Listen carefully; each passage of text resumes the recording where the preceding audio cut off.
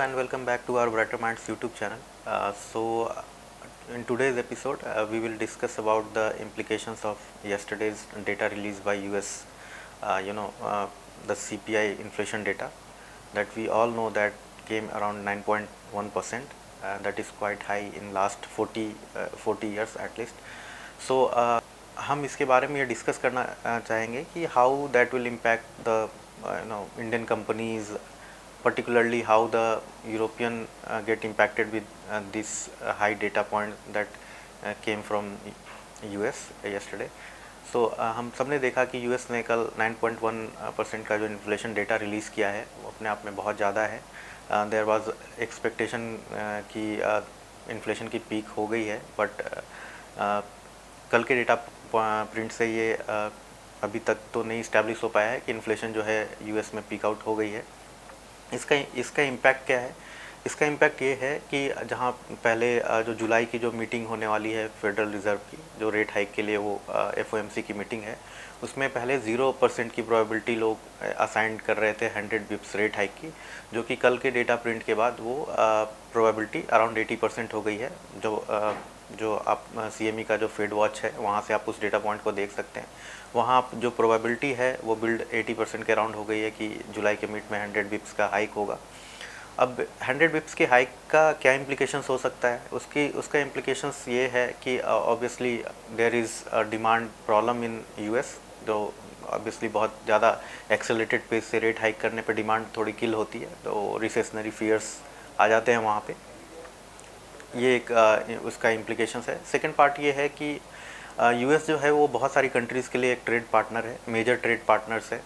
अपने इंडिया के लिए भी वो एक बड़ा ट्रेड पार्टनर है, तो मोस्टली यूरोपियन कंट्रीज़ के लिए भी बहुत बड़ा ट्रेड पार्टनर है. तो जैसा हमने देखा कि जो यूरो की पैरिटी है जो वो $1 से नीचे आ गई है, यूरो एंड US डॉलर की.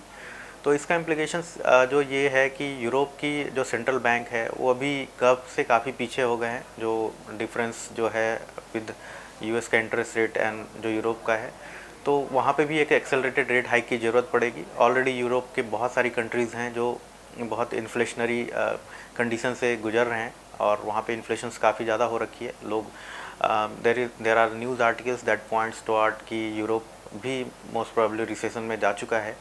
एंड ये इसका इम्प्लीकेशंस ये है कि जो रेट हाइक्स एक्सेलरेटेड करेंगे, जो कि मार्केट एक्सपेक्ट कर रहा है कि 2022 में जो यूरोपियन सेंट्रल बैंक है वो तकरीबन 137 बिप्स के राउंड का हाइक करेगी और 2023 में तकरीबन 180 बिप्स का रेट हाइक उनको करना पड़ेगा. इस तरीके से जो एक्सपेक्टेशन बिल्ड हो रहे हैं, तो वहाँ भी डिमांड की काफ़ी प्रॉब्लम हो रही है. लेटेस्ट इवेंट्स के पॉइंट ऑफ व्यू से देखें तो यूरोप की जो ये कंडीशंस हैं और भी ज़्यादा एक्सेंचुएट हो गई हैं, बिकॉज एनर्जी क्राइसिस काफ़ी ज़्यादा हो गई है. हम सभी जानते हैं कि बिफोर विंटर्स जो है यूरोप का जो सबसे बड़ा पाइपलाइन है गैस का, नॉर्ड 1, जो रसिया के थ्रू आता है, वो मेंटेनेंस में चला जाता है. अभी पीछे last few days back 2-3 days back वो मेंटेनेंस में स्टार्ट हो गया है, चला गया 10 डेज़ के मेंटेनेंस में. तो जब भी वो मेंटेनेंस में जाने के बाद आता है तो एक फ़्लो स्टार्ट होती है उसकी, नॉर्मलाइज़ किया जाता है चीज़ों को. बट गैसप्रोम जो रशिया की सबसे बड़ी कंपनी है गैस की, वो उन्होंने स्टेटमेंट दिया है कि थोड़ा डाइसी सा स्टेटमेंट है उनका कि वो शायद गैस की जो भी वो चीज़ें हैं शायद उस पीक कैपेसिटी तक ना जा पाए. तो that is also a critical problem कि वहाँ पे जो यूरोप की ऑलरेडी एनर्जी क्राइसिस चल रही है वो और फर्दर एस्केलेट हो सकती है. अब इन सब का benefit as a country India को किस तरीके से होना है या क्या इम्पैक्ट हो सकता है इंडिया का, पर्टिकुलरली यूरोपियन जो ये चल रही है चीज़ें. तो इंडिया जो है इंडिया इज़ मतलब यूरोप को जो सबसे ज़्यादा एक्सपोर्ट का जो पार्टनर है वो इंडियन स्टील कंपनीज़ हैं. तकरीबन 20-25% जो स्टील इंडिया के अंदर में प्रोड्यूस होती है वो मोस्टली एक्सपोर्ट करते हैं हम यूरोपियन यूनियन को. काफ़ी बड़ा मार्केट है हमारे लिए यूरोप. कई जो स्टील कंपनीज़ हैं उनके सब्सिडरीज़ भी वहाँ पे हैं. तो ये एक मतलब इम्पैक्ट उनका डिमांड का थोड़ा सा इम्पैक्ट रहेगा, बिकॉज इन्फ्लेशन जो है वो बहुत ज़्यादा हो चुका है और उसको टेम करने के लिए यूरोपियन सेंट्रल बैंक जो चीज़ें करेंगी उसका इम्पैक्ट कहीं ना कहीं उनके बिजनेसेस को आएगा. तो मेजरली जो स्टील कंपनीज़ हैं उनके ऊपर एक इम्पैक्ट जो है वो एक एक्सपेक्टेड है. उसके बाद देखें तो जो अपने फार्मा कंपनीज़ हैं वो भी काफ़ी बड़ा सेगमेंट जो है वो करते हैं. आफ्टर US जो है UK एक बड़ा पार्टनर है फार्मा कंपनीज़ के लिए अमंग द टॉप 5. तो वहाँ पे यूके के साथ तो एक पर्टिकुलर अपनी भी एक प्रॉब्लम चल रही है कि वहाँ पे जैसे हमने देखा कि उनके प्राइम मिनिस्टर बोरिस जॉनसन ने रिज़ाइन किया और वहाँ की पॉलिटिकल इंस्टेबिलिटी आई है चीज़ों को लेके, और ऑब्वियसली वहाँ पे इन्फ्लेशन काफ़ी बिल्ड है, लोगों का कंसर्न बहुत ज़्यादा है उसको लेके। तो पर्टिकुलरली यूके फोकस जो भी कंपनियां हैं उनको उनका आउटलुक थोड़ा सा डाइसी रहेगा इस क्वार्टर एंड आने वाले क्वार्टर्स में भी, बिकॉज अभी वो इलेक्शन प्रोसेस में जाएंगे प्राइम मिनिस्टर शिप के।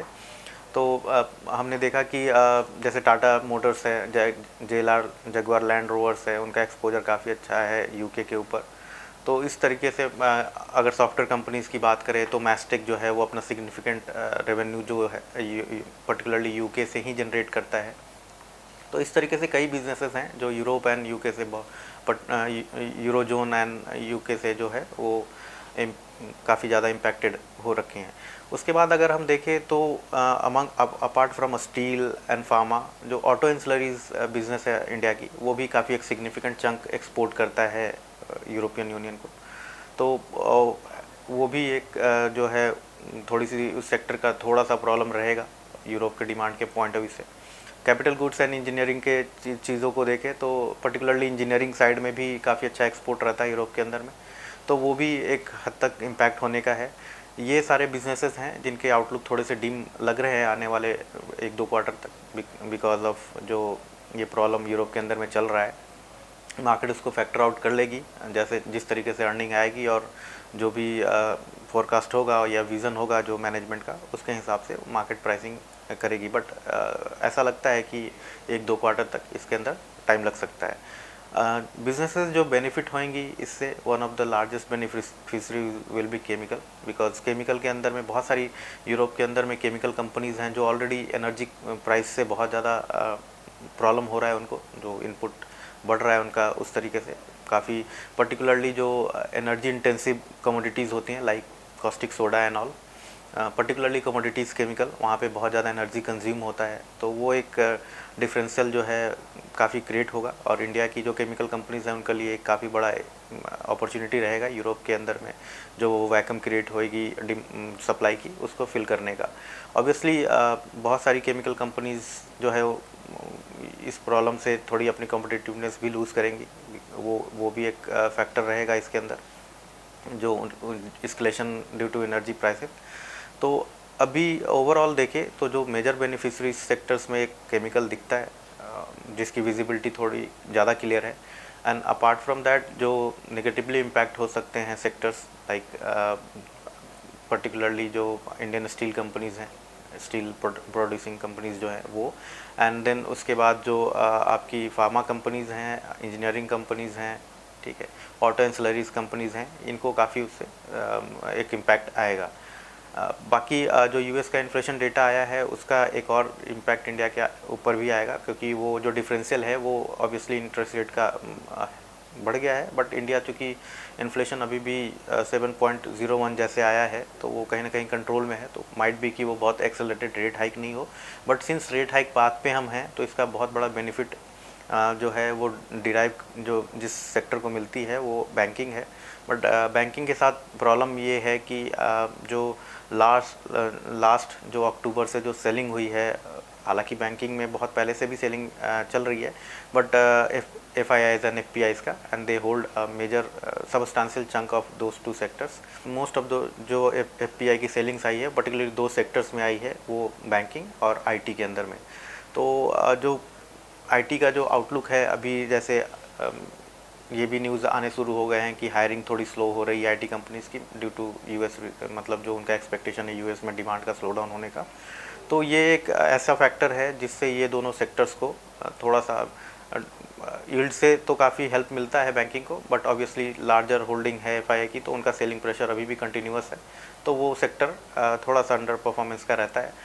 अपार्ट फ्रॉम दैट एक चीज़ और भी है कि बैंकिंग सेक्टर जो है वो हाईली ओवर ओन्ड है, तो वो भी एक बैंकिंग के साथ थोड़ी प्रॉब्लम है। IT हमने देखा काफ़ी अच्छी रैली हुई थी IT सेक्टर के अंदर में, और इतने करेक्शंस के बाद भी मल्टीपल्स अभी भी काफ़ी एक्सपेंसिव लेवल पे हैं IT के, और जिस तरीके से डिमांड का आगे का सिनेरियो आउटलुक दिख रहा है, might be there will be some earning downgrades also. So इस पॉइंट ऑफ व्यू से देखें तो थोड़ा सा इश्यूज़ रहेगा उस सेक्टर के अंदर में। तो ओवरऑल जो हमने समराइज़ करें अगर इन चीज़ों को, तो हमने ये डिस्कस किया कि जो कल यूएस की सीपीआई प्रिंट आई है उसका क्या impact euro and euro zone पे पर्टिकुलरली पड़ेगा, और उस यूरो जोन के इम्पैक्ट से और पर्टिकुलरली किन किन सेक्टर्स को और किन इंडियन कंपनीज़ को पर्टिकुलरली वहाँ पे इम्पैक्ट आ सकता है पॉजिटिवली या निगेटिवली, और इंडिया जो है as a interest rate differential क्या पोजिशनिंग रहेगी और क्या एफआईआई का स्टांस रहेगा कल के यूएस इन्फ्लेशन डेटा आने के बाद, ये इस वीडियो में हमने डिस्कस किया है। तो आज के लिए हमारी तरफ से इतनी ही थी। Thank you for watching, have a good day.